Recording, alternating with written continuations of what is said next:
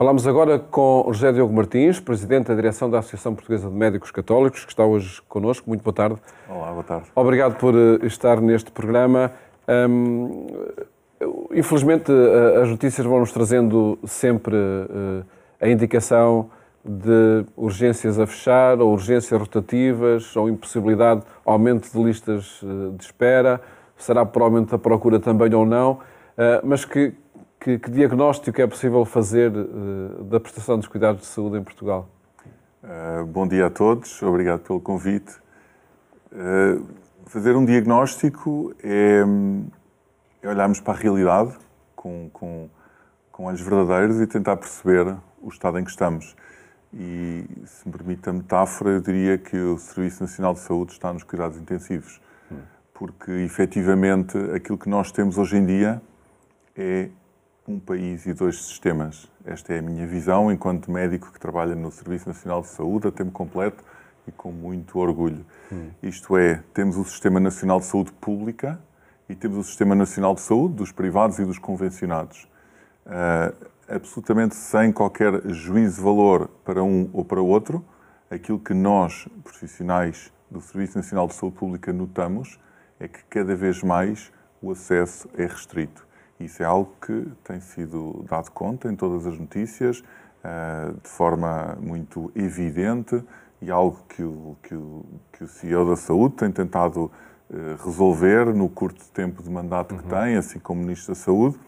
Mas, verdadeiramente, enquanto médico católico, preocupa-me saber que neste país com dois sistemas, os mais pobres, os mais desfavorecidos, são aqueles que claramente são prejudicados numa dificuldade cada vez maior de acesso ao Serviço Nacional de Saúde, por motivos que poderemos falar a seguir.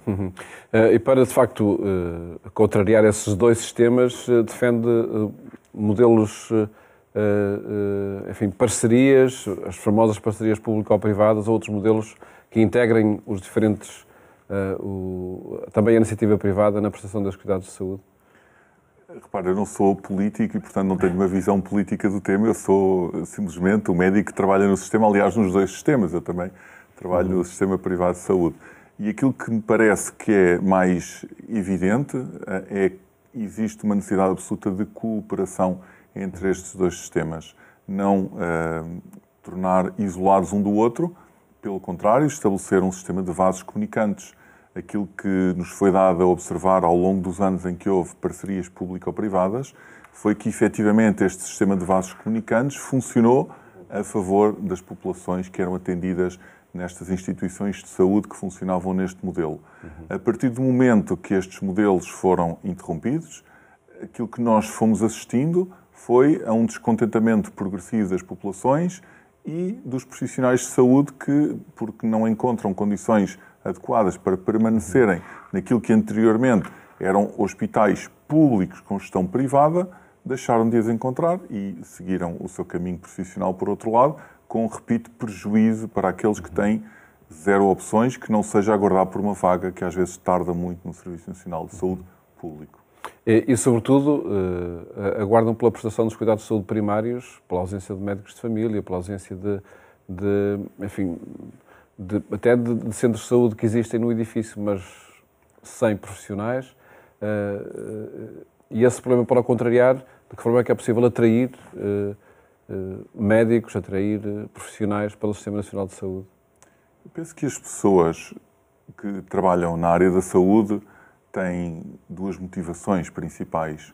Por um lado, a motivação de saber que fazem um bom serviço à população que atendem, e, por outro lado, a motivação de saber que são recompensados de forma adequada por esse trabalho. E esta recompensa não se cinge a uma recompensa monetária, mas uma recompensa de satisfação profissional, de saber que têm condições para fazer um bom trabalho. Creio que, quando estas duas condições estiverem reunidas, os profissionais de saúde estarão onde é necessário atender as populações mais carenciadas. O facto de saírem do Sistema Nacional de Saúde quer dizer que essas condições não estão reunidas ainda? Pois, parece-me que isso é bastante evidente. Se as pessoas que trabalham lá entendem que não têm condições para continuar a trabalhar lá, é porque, efetivamente, as condições não estão presentes.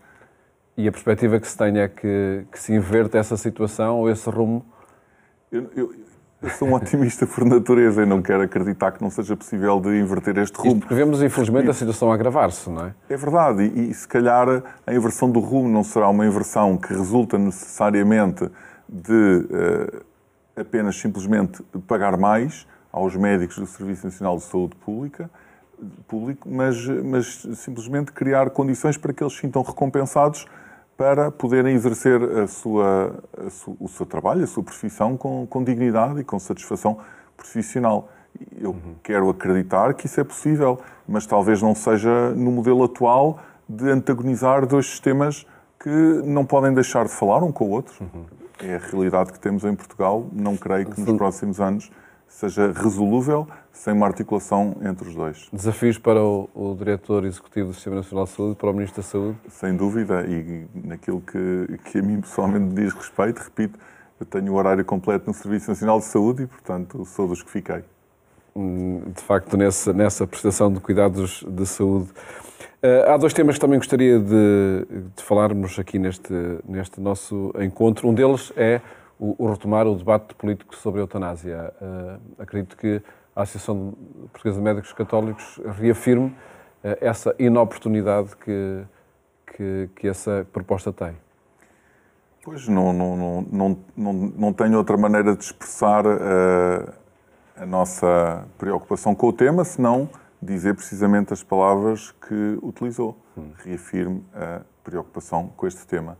É um tema que, apesar de já ser discutido abundantemente na sociedade portuguesa, a verdade é que nós, que falamos do assunto com os doentes e com os familiares, sabemos que persistem muitas dúvidas, há conceitos que não são claros, e esta não é uma opinião nossa, da Associação dos Médicos Católicos. Ainda recentemente, quando tivemos a ocasião de conversar e de congratular o novo bastonário da Ordem dos Médicos, o Dr. Carlos Cortes, ele subscreve aquela que é também a nossa posição e é também, portanto, a posição dele, e fê-lo publicamente, está em declarações escritas no site da Associação dos Médicos Católicos, que é um tema que não está suficientemente esclarecido. É um tema sobre o qual persistem nébula e mistificações. E é um tema que, quando nós olhamos para os países, que felizmente são poucos no mundo inteiro, que seguiram pela via de uma legislação que permite a realização da eutanásia ou do suicídio medicamente assistido, o que se verificou foi a famosa rampa descendente de cada vez mais casos, alargamento das indicações e, de algum modo, sem ser jurista, naturalmente, creio que esta indefinição de conceitos foi aquilo que também tem animado o Tribunal Constitucional no sentido de pedir novamente ao Parlamento clarificações dos projetos de lei, que vamos, não sei em quantas iterações deste projeto de lei, e voltaremos para a próxima, cá estaremos para fazer o nosso trabalho de colaborar. Mas no diagnóstico que traçou do Sistema Nacional de Saúde, nos cuidados intensivos, como disse, que probabilidade existe para que os cuidados paliativos sejam garantidos em situações terminais da vida? O Observatório Nacional dos Cuidados Paliativos tem feito um trabalho sensacional de monitorização daquilo que é o acesso aos cuidados paliativos no nosso país. E os números não são bons. Os números mostram-nos que mais de 80% da população não tem acesso a cuidados paliativos. Ora, se nós estamos a permitir que alguém que está num sofrimento extremo tenha duas opções, uma opção pedir a eutanásia e ser-lhe concedido, e outra opção, ir para os cuidados paliativos, mas, na verdade, esta outra opção é inexistente, repito, para aqueles que não têm recursos e que têm que depender do Serviço Nacional de Saúde Pública, então não estamos a apresentar uma opção verdadeira. Estamos a pô-los perante uma bifurcação que é só uma estrada que conduz ao fim da vida dessa pessoa. E que pode ser bem mais difícil conseguir essa outra opção na atual situação do Sistema Nacional de Saúde. Um outro tema tem a ver com os casos de abusos sexuais na Igreja Católica. Num comunicado, a Associação Portuguesa de Médicos Católicos disponibilizou uma bolsa de profissionais de saúde que possam ajudar no combate a este problema e no apoio às vítimas. Que propósito é este da Associação? O propósito é o de simplesmente sofrermos terrivelmente com esta ferida enorme que foi aberta no seio da Igreja, compadecermos de forma verdadeira e compassiva com as vítimas dos abusos E é centrando-nos as vítimas que olhamos para uma casa que está a arder e queremos ajudar a apagar o fogo. Simplesmente isso. A Associação dos Médicos Católicos disponibilizou-se e tem efetuado contactos com as autoridades que estão a definir de que modo é que a Igreja Portuguesa irá proporcionar um cuidado a estas vítimas dos terríveis abusos em Portugal, mas também não esquecendo um apoio médico aos abusadores, que são doentes, que também carecem de cuidados médicos. E no âmbito daquilo que poderá vir a ser uma resposta futura, é nesse contexto que se poderá enquadrar a nossa proposta de uma bolsa de profissionais médicos que estejam disponíveis para atender estas pessoas que tanto têm sofrido. É determinante serem, de facto, profissionais de diferentes áreas. Naturalmente, nós não podemos esquecer que há danos físicos, mas também há danos psiquiátricos, danos psicológicos, e todos eles precisam do nosso olhar terno e compassivo, e é aí que nós queremos poder ajudar, na medida do que nos for possível e do que nos for pedido também. Dr. José Diogo Martins, agradeço-lhe ter estado aqui no programa Eclésia. Um gosto, obrigado. Enquanto Presidente da Direção da Associação Portuguesa de Médicos Católicos. Muito obrigado. Com certeza.